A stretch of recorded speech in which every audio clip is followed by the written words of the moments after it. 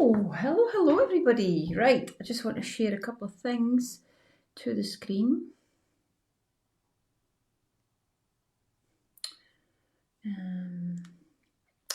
While you join me, just let me do this.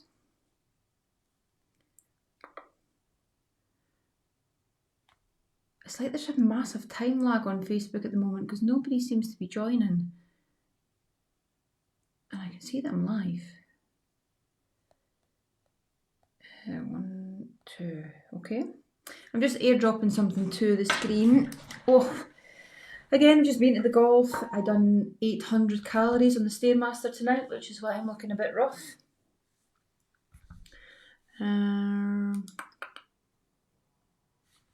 Here. Right, so once I'm organised with the screens, I should have sorted myself out before I came on live.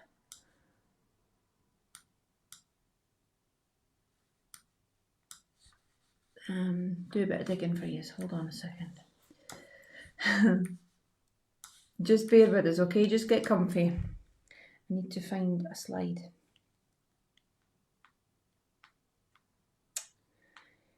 There we go. Right, so this is going to put everything into context for you about cholesterol, so you will never be caught unaware.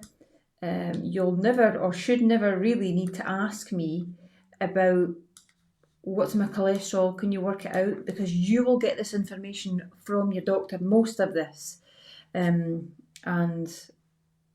you'll see that actually the whole subject of cholesterol is very, very misunderstood, misinterpreted, miscalculated, the whole lot. So, how is everybody?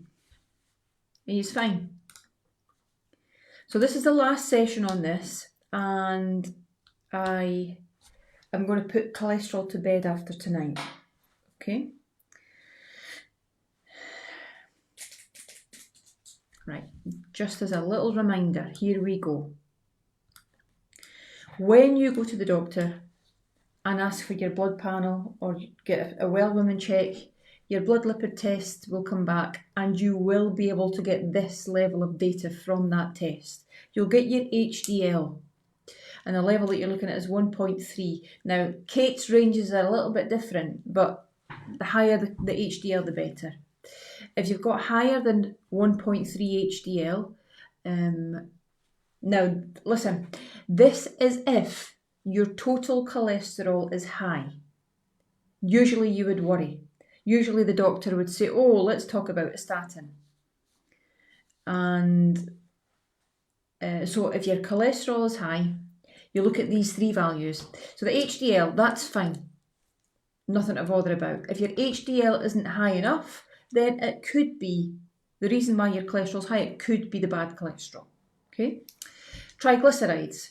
If it's less than 0.8, everything is good. If it's not, it could be the bad cholesterol. So there's two factors that you will get from your doctor.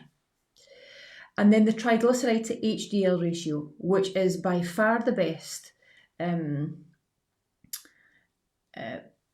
predictor in terms of a result value of heart disease, of bad cholesterol, of small dense particles. So if that's less than 0.9, happy days. And if it's not, it could be bad cholesterol. So if those three things weren't favourable, I would be saving up for an advanced lipid test. Okay? If everything's great, it's most likely you've got more pattern A particles, which are healthy, large, buoyant, great. Needing a statin? Absolutely no. But your doctor might have a different opinion and probably will have a different opinion of that. But you've heard enough this week and last week to know that you need to question it. So let's look at this. Hold on. Let me get these. Right. I'm not going to go through all of this because we'll be there for a couple of weeks, but I just want to put it into context for you. So when I got my cholesterol taken, Can you see this or not? If you can't, it's okay, I'll read it out to you. My total, so the norms that the doctor would, or Kate's norms here are the low range of cholesterol. In fact, no, let's not do that. A high range is 5. And if we look over at my cholesterol, total cholesterol, if the high range is 5, I look down total cholesterol, look along, Shelley Booth's results, 6. And my follow-up fasted test was 6.27. So the high range is 5.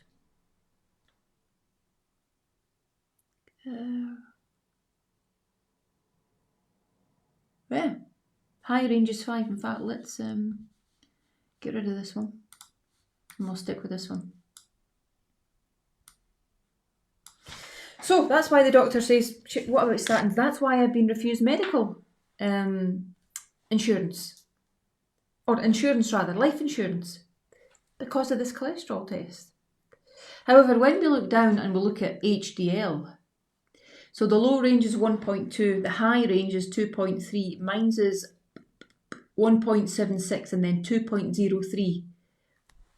Brilliant. HDL, great. What about then the LDL? Now this is the one that could be small, dense or large buoyant.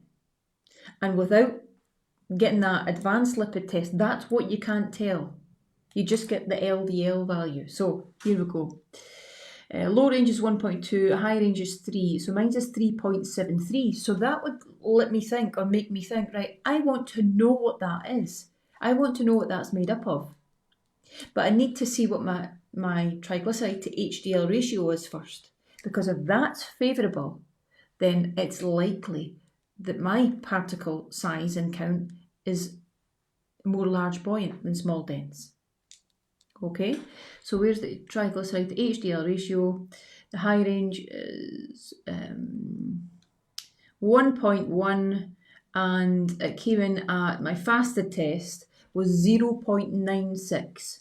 So my triglyceride to HDL ratio, fasted and non-fasted is a bit different, it's skewed, but fasted is 0.96. So the triglyceride to HDL ratio is really good. So is the HDL.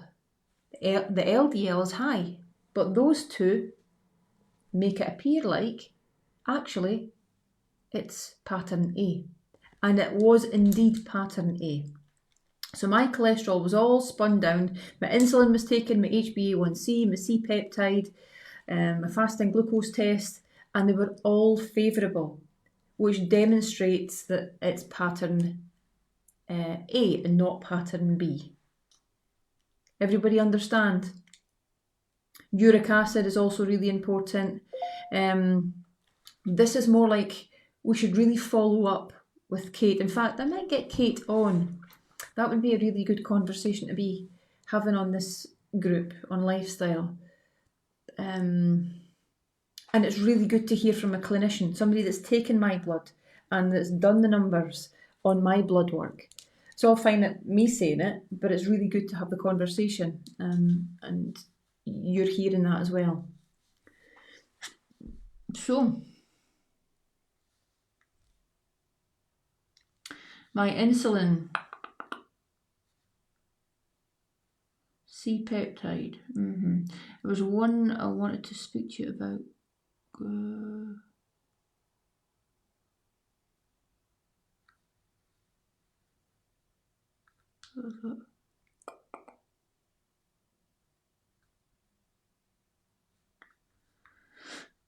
I can't find it.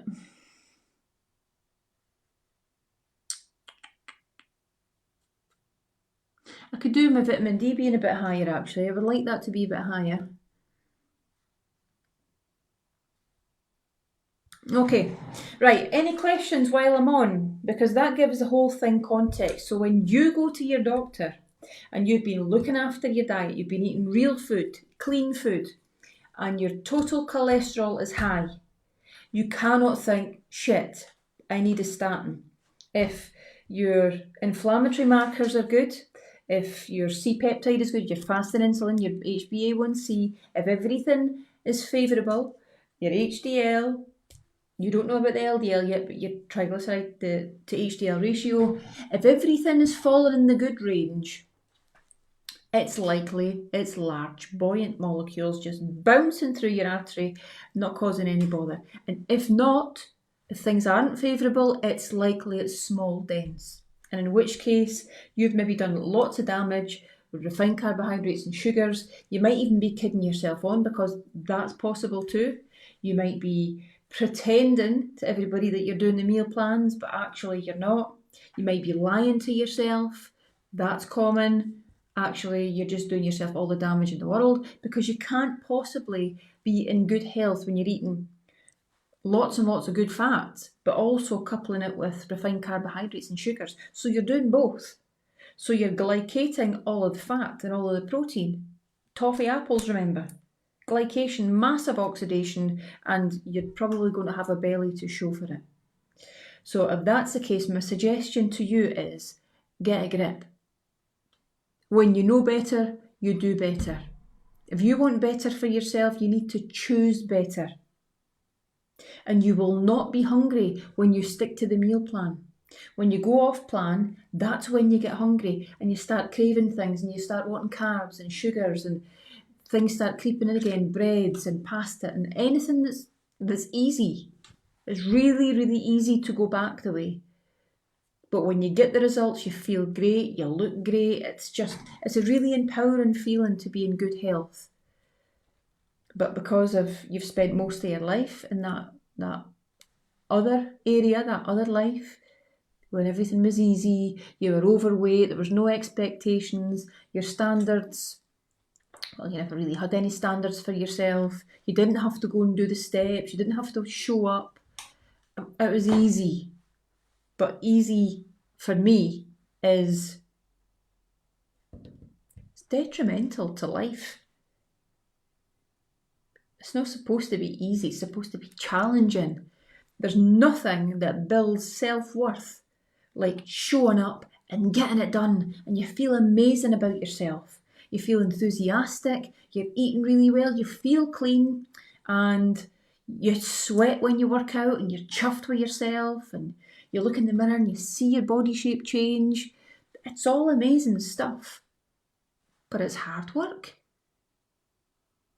But it's also hard work when you get a diagnosis. That's hard. And then you stick the sweatband on and the leggings and out you go, and you give it that wee funny walk thing with that bum wiggling. It's too late. Too late. Shelley Booth told you this for years. Do it now. Don't wait for a diagnosis. Do it now. And what about this new injection out on the NHS that suppresses hunger? So it will suppress the hunger hormone. I've not actually researched it properly, just a wee snippet I caught in the news, but from what I can gather, it will suppress the hunger hormone and you will lose weight as a result.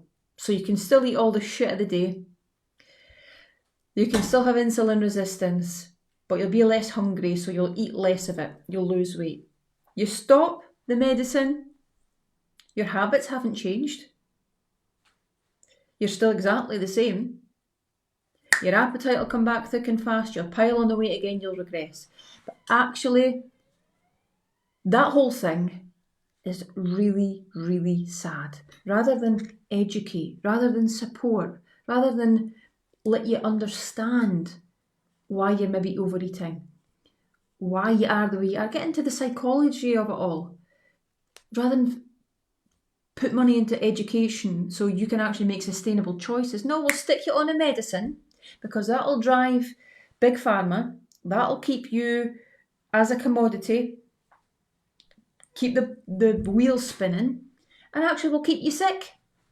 You'll actually still be sick. And you'll have all this inflammation that will treat with other drugs, by the way. So your hunger hormone will be suppressed, but you'll still be on a cocktail of medicines to deal with all the things that you're doing because you're still eating or whatever. You're eating the way you used to eat. And we're never really getting anybody out the bit. We're just lining the pharmaceutical pockets again with something new, like a statin. like beta blockers, like metformin. Instead of getting to the root cause of the thing and working with you and helping you and supporting you. That's why Feel Look Be's here. That's why it exists. So, that's my 10 bobs worth. Oh, let's get my feet up. There we go. Everybody fine?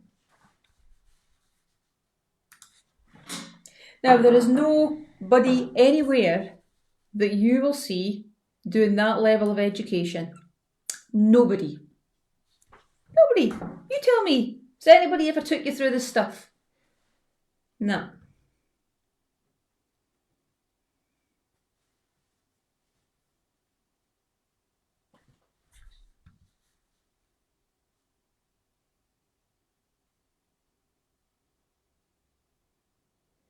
No, actually, that's a really great question. Do these results get forwarded to your GP for them to have this as a baseline? So you mean when you go private? Is that what you mean? There's always a wee ticky box. Whenever I've done anything private, there's a ticky box to say, would you like these test results sent to your doctor? And if it's a private, like nose job, boob job, whatever job, you might not want your doctors to know. And that's your decision. Everything's a choice, remember. Everything is a choice. But you might want your doctors to get their eyes on it. And so you can start tracking it and going back every 6 months and get this well woman check properly in order so you can actually do have a baseline. Your doctor could talk to you about it. If you've got a good doctor, it's amazing. If you've got an old school pharmaceutical doctor that's just putting a bandage on everything and a elastoplast and away you go, there's your script. You're going to be medicated forever.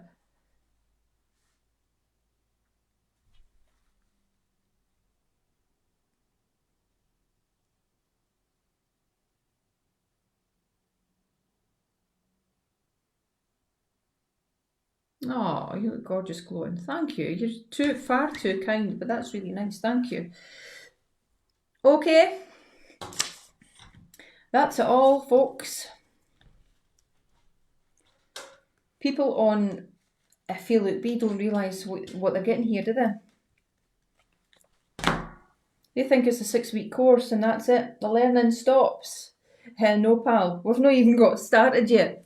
You've just learnt the basics. In fact, you need to hear, you know this. For those of you that have been with me 3 years or so, you need to hear these things over and over again because as your body shape's starting to change, as your mindset's changing, your habits are changing, you hear things differently.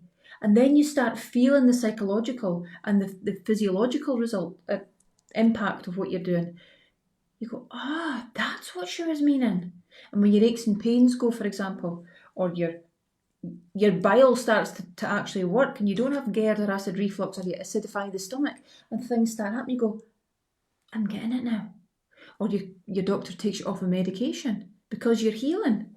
You go, I'm totally getting it. This is the 3rd time of hearing this, but I'm getting it.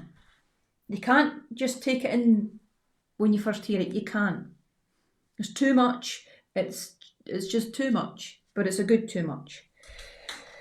Okay, you lot are incredible. You deserve to know. And you deserve to be curious about your own health. This is your health, remember. It's not your doctor's health or your nurse's health or your man's health or your sister's. It's yours. You take control of it, you own it, and you decide ultimately what way you're going to go. That's it. Have a great sleep. I'll see you tomorrow. Ta-ta.